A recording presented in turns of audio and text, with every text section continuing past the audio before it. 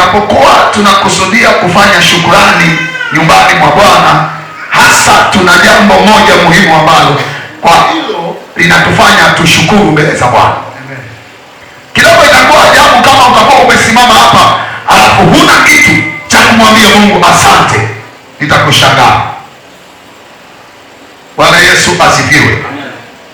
Mimi nina mambo mengi sana, na kama ningeambiwa kuyaandika ambayo nije nayo kumshukuru Mungu leo, ningekuja na karatasi ambazo pengine zingefika hata 20 na kitu, zenye kuandika mambo ambayo kwa hayo na sababu ya kumwambia Mungu asante, kwa sababu hayo ni ya wazi yaliyoonyesha kabisa kwamba hiki sio uwezo wa mtu, huyu ni Mungu amefanya.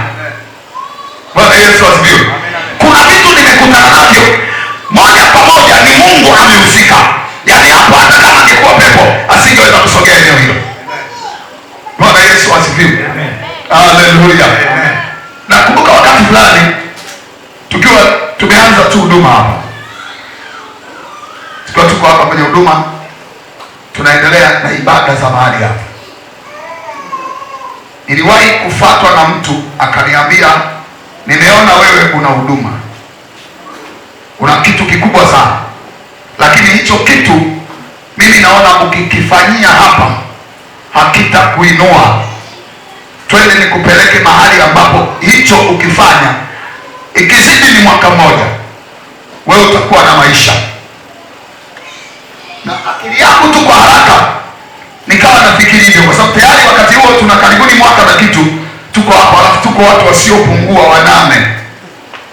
Kwa hiyo ndani ile kitu iliingia, nikaanza kufikiri kwamba inawezekana kabisa hiki kitu mpaka huyu mtu amekiona, inawezekana hapa kuna watu hawajaona.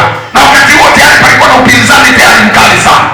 Tayari watu wanainuka, wanakuja, wanapeleka taarifa mpaka serikali ya mtaa. Kuna mtu anapiga kelele, kuna mtu anatusumbua, hatulali.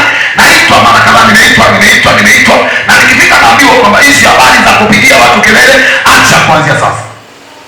Kwa hiyo moja kwa moja kitu changu kikaanza kufikiri yale, nikiona inawezekana hapa sio Mungu alisema na mimi. Sasa wakati nafikiri kuinua miguu kwenda na kutaka kwenda, ambapo kuna mtu anasema ukikaa hapo mara moja wewe umepita. Kuna mtu mwingine akaja akaniambia, unajua ni muhimu sana unapofanya maamuzi yoyote kwanza muulize Mungu. Na huyu mtu aliongea hiki tukiwa kwenye masimulizi na mazungumzo ya kawaida kabisa, alikuwa hajui ndani nafikiri nini. Alipoongea neno hili lilipita moja kwa moja likapiga ndani kwamba hiki tunachotaka kuamua kwanza rudi muulize Mungu. Nikaingia kwenye maombi ya siku 3 tu, wala sikuwa na muda mrefu sana.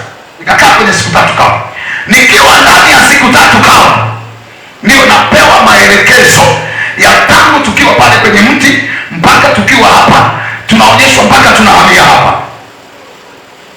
Amen. Naambiwa hapa ndipo nilipotaka ukae. Ukitoka hapa utaenda peke yako.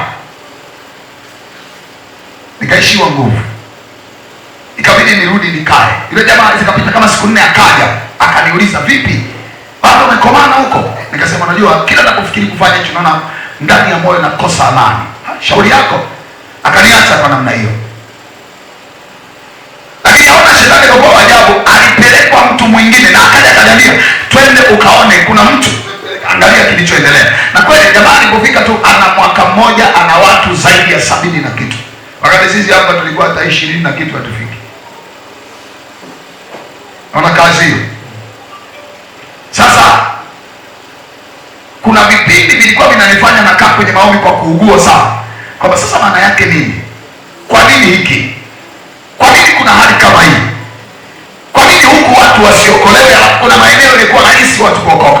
Na kwa nini unataka nikae hapa hapo naona pana ugumu wa watu kuokoka? Kwa nini? Ndio kitu ambacho kinanisumbua. Lakini Mungu alivyo ni mwaminifu sana. Atoa maelekezo ya kweli kwamba mimi ndio niliyekuita na nimetaka ukae. Kama unataka kwenda huko unakotaka kwenda, nenda, lakini kumbuka huko siko niliyokuita.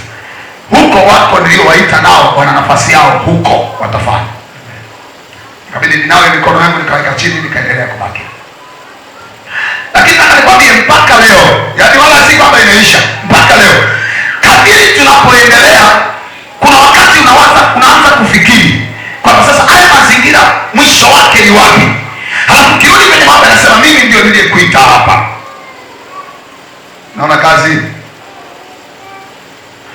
juzi kuna kitu kikawa kinaniumiza sana, nikawa nafikiria jambo moja. Kuna kiwanja kiko hapo juu, ndani kuna kitu kinanisukuma kwamba omba lile eneo, omba lile eneo. Ukiona kuna fursa zinatufuata, hebu piga picha. Pastor Justin alikuwa na uwezo kabisa wa kushuka pale Sheraton akaenda Power of God pale, wala pasingekuwa na shida. Lakini pia angeshuka Buyuni, angeingia tu pale MMPT, wala pasingekuwa na shida, si ndivyo? Angeweza tu pale Sheraton, ikishuka upande wa pili pale kuna TAG, angeingia pale, sawa sawa, wala hapakuwa na shida. Lakini kimemfanya amepanda na pikipiki imemleta mpaka bondeni. Unajua, ukiona mtu mpaka anashuka huko mlima anakuja hapa, huyu aliyesema naye ni Mungu. Amen.